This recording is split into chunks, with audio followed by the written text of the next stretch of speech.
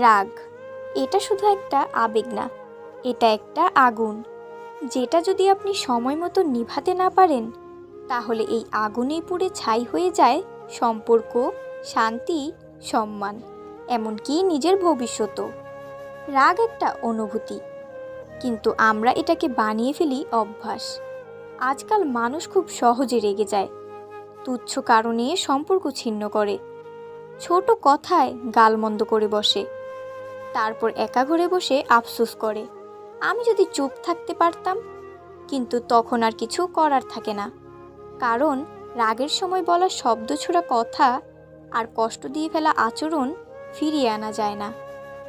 রাগ আমাদের সবার মধ্যেই আছে, কিন্তু রাগকে কে নিয়ন্ত্রণ করে আর কে রাগের কাছে হেরে যায়, সেই পার্থক্যই আমাদের জীবন গঠনের পথ ঠিক করে দেয়। রাগ কখন আসে? যখন কেউ আমাদের অপমান করে, আমাদের ভুল বোঝে, কথা না শুনে উল্টো কথা বলে, আমাদের ওপর অভিযোগ তোলে। আবার রাগ আসে নিজের ভিতরের অক্ষমতা, ইগো আর অহংকার থেকে। আমরা নিজেদের অনেক বড় ভাবি, এবং যখন কেউ সেই ভাবনার সঙ্গে মেলে না, তখন রাগ জন্মায়। কিন্তু আপনি কি জানেন, রাগে কখনো সমস্যার সমাধান হয় না, বরং রাগ সমস্যা আরও বাড়িয়ে দেয়।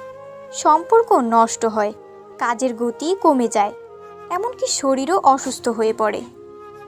যারা বেশি রেগে যান তারা ধীরে ধীরে হার্টের সমস্যা, উচ্চ রক্তচাপ আর মানসিক বিষণ্ণতায় ভুগে থাকেন। কারণ রাগ আমাদের শরীরের ভিতরে নেগেটিভ হরমোন তৈরি করে, যা আমাদের ধ্বংসের দিকে নিয়ে যায়। তাহলে উপায় কি? রাগের ঔষধ কি? এটা কোনো ট্যাবলেট না, কোনো ডাক্তারের প্রেসক্রিপশন না। এই ঔষধ আছে আপনার ভেতরে, শুধু খুঁজে বের করতে হবে। প্রথমত, যখন আপনি রেগে যান তখন সাথে সাথে চুপ হয়ে যান। কিছু না বলাই সেই সময় সবচেয়ে বুদ্ধিমানের কাজ। আপনি তখন যদি কথা বলেন, আপনি যা মন থেকে বলতে চান না তাও বলে ফেলবেন। এরপর অনুশোচনা আপনাকে কষ্ট দেবে, তাই চুপ থাকুন। পানি খান, কিছুক্ষণ হাঁটুন, স্থান পরিবর্তন করুন, নিজেকে একটু সময় দেন। এটা খুব শক্ত, কিন্তু ধীরে ধীরে অভ্যাস করলে সহজ হয়ে যাবে।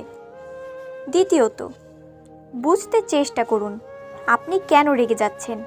সেটা কি মানুষটা আপনাকে ইচ্ছা করে কষ্ট দিচ্ছে, নাকি আপনি নিজেই অতিরিক্ত সংবেদনশীল হয়ে যাচ্ছেন? অনেক সময় রাগ আসে ভুল বোঝাবুঝি থেকে।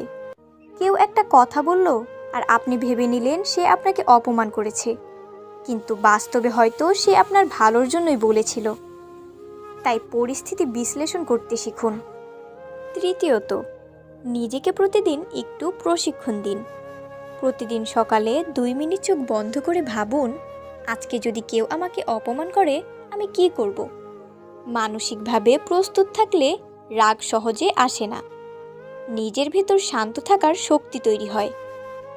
আর একটা জিনিস সবসময় মনে রাখবেন, আপনি যদি কাউকে ক্ষমা করতে না পারেন তাহলে আপনি নিজের ওপরই অত্যাচার করছেন। কারণ আপনি যত রাগ ধরে রাখবেন আপনি তত বিষাক্ত হবেন। রাগ কখনো অন্যকে কষ্ট দেওয়ার জন্য যথেষ্ট নয়। রাগ শুধু নিজের শান্তি নষ্ট করে। তাই ক্ষমা করতে শিখুন, ভুলে যেতে শিখুন। সবচেয়ে কার্যকর ঔষধ হচ্ছে প্রার্থনা। যখনই আপনি নিজের রাগ নিয়ন্ত্রণ করতে পারছেন না, চুপ করে বসে আল্লাহর কাছে বলুন, হে আল্লাহ, আমাকে শান্ত করুন। আপনার ভিতরের আলো জ্বলবে, আপনি নিজেই নিজের ভিতরের আগুন নেভাতে পারবেন।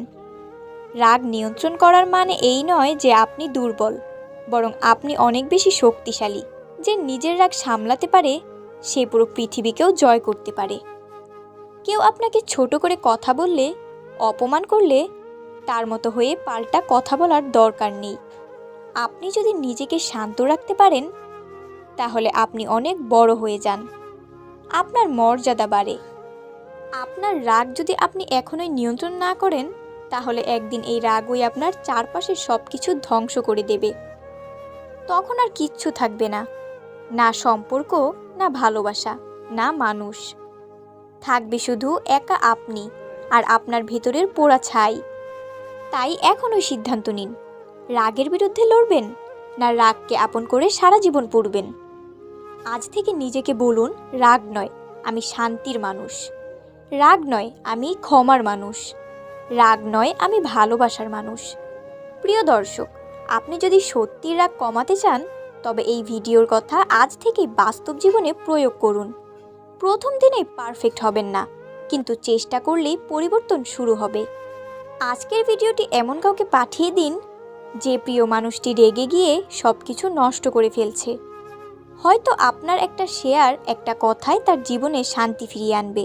রাগ পুড়িয়ে দেয়, কিন্তু ক্ষমা ও নীরবতা জীবন গড়ে তোলে।